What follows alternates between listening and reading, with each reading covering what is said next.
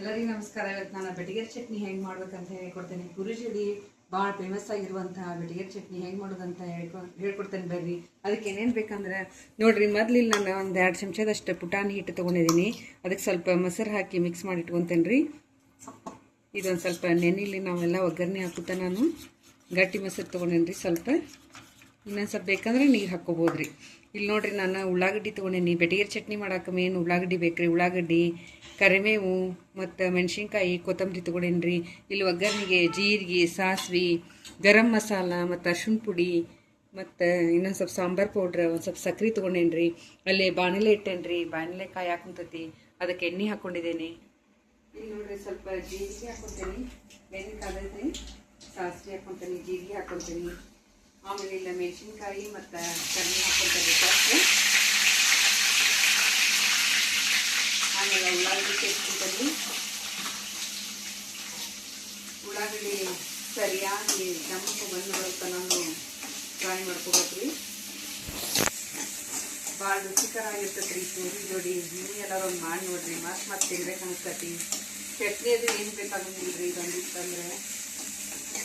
ನೋಡಿರಿ, ಉಳ್ಳಾಗಡ್ಡಿ ಸರಿಯಾಗಿ ಫ್ರೈ ಆಗ್ಬೇಕು. ಈಗ ಅದಕ್ಕೆ ಈಗ ನಾನು ಅರ್ಶಿಣ ಪೌಡ್ರ್ ಸೇರಿಸ್ಕೊಳ್ತೇನೆ ರೀ. ಒಂದು ಸ್ವಲ್ಪ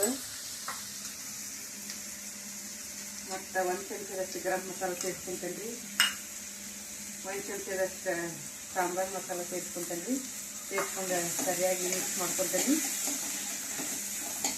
ನೋಡಿರಿ, ಉಳ್ಳಾಗಡ್ಡಿ ಮೇನ್ ಅಂತಂದ್ರೆ ಇಲ್ಲೇ ಉಳ್ಳಾಗಡ್ಡಿ ಸರಿಯಾಗಿ ಕೆಂಪು ಬಣ್ಣ ಬರುತ್ತೆ. ನಾನು ಚೆಂದಾಗಿ ಕೈ ಆಡಿಸ್ಕೊಂತ ಫ್ರೈ ಮಾಡ್ಕೋಬೇಕು ರೀ. ಇದೇ ರುಚಿ ಭಾಳ ಕೊಡ್ತದೆ. ನೋಡಿರಿ, ರುಚಿಗೆ ತಕ್ಕಷ್ಟು ಸಾಲ್ಟ್ ಸೇರಿಸ್ಕೊಳ್ತೇನೆ ನಾನು.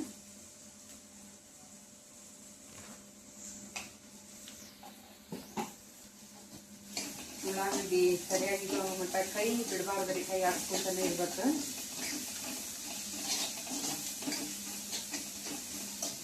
ನೋಡಿರಿ, 2 ರಿಂದ 5 ನಿಮಿಷ ಸರಿಯಾಗಿ ಉಳ್ಳಾಗಡ್ಡಿ ಕಂದು ಬಣ್ಣು ಬರುವ ತನಕ ನಾವು ಈ ಕೈ ಆಡಿಸ್ಕೊತಾನೆ ಇರೋಣ.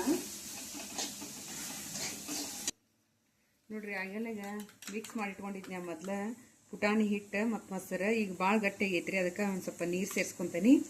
ನೋಡಿರಿ, ನೀರು ಸೇರಿಸ್ಕೊಂಡು ಈಗ ಇದು ಮಾಡ್ಕೊತೀನಿ. ಇಲ್ಲೇ ನೋಡಿರಿ, ಚೆಂದಾಗಿ ಉಳ್ಳಾಗಡ್ಡಿ ಫ್ರೈ ಆಗೈತಿ. ಇದಕ್ಕೆ 1 ಚಮಚದಷ್ಟು ಸಕ್ಕರೆ ಹಾಕ್ಕೊತೇನೆ ರೀ ನಾನು. ಸಕ್ಕರೆ ಹಾಕ್ಕೊಂಡು ಒಂದು 2 ನಿಮಿಷ ಕೈ ಹಾಕಿದ ನಂತರ ಈಗ ಇದು ಹಾಕೋ ನಂತರ ಮೊಸರನ್ನ ಕಲಸಿಟ್ಟಂತಹ ಪುಟಾಣಿ ಹಿಟ್ಟನ್ನು ಸೇರಿಸ್ಕೊತೀನಿ. ನೋಡಿರಿ, ಉಳ್ಳಾಗಡ್ಡಿನ ಮೇನ್ ಉಳ್ಳಾಗಡ್ಡಿ ಚೆಂದಾಗಿ ಫ್ರೈ ಆಗ್ಬೇಕ್ರಿ. ಅದು ನೋಡಿರಿ, ಉಳ್ಳಾಗಡ್ಡಿ ಸರಿಯಾಗಿ ಇದಾಗೈತಿ. ಈಗ ನೋಡಿರಿ, ಮೊಸರು ಮತ್ತು ಪುಟಾಣಿ ಚಟ್ನಿ, ಪುಟಾಣಿ ಹಿಟ್ಟನ್ನು ಇದು ಮಾಡಿದ್ನಲ್ರಿ, ಅದನ್ನು ಸೇರಿಸ್ಕೊತೀನಿ. ನೋಡಿರಿ, ಘಮ ಘಮ ಆಗಿರುವಂಥ ರುಚಿಕರವಾದಂತಹ ಬೆಟಗೇರಿ ಚಟ್ನಿ ರೆಡಿ ಆಯ್ತು. ಪುರಿ ಜೋಡಿ, ಚಪಾತಿ ಜೋಡಿ ಭಾಳ ಚಲೋ ಇರ್ತೈತಿ. ಈಗ ಲಾಸ್ಟಿಗೆ ಇದನ್ನು ಕೊತ್ತಂಬರಿ ಒಂದು ಸೇರಿಸ್ಕೊಂಡ್ಬಿಡ್ತೇನೆ ರೀ.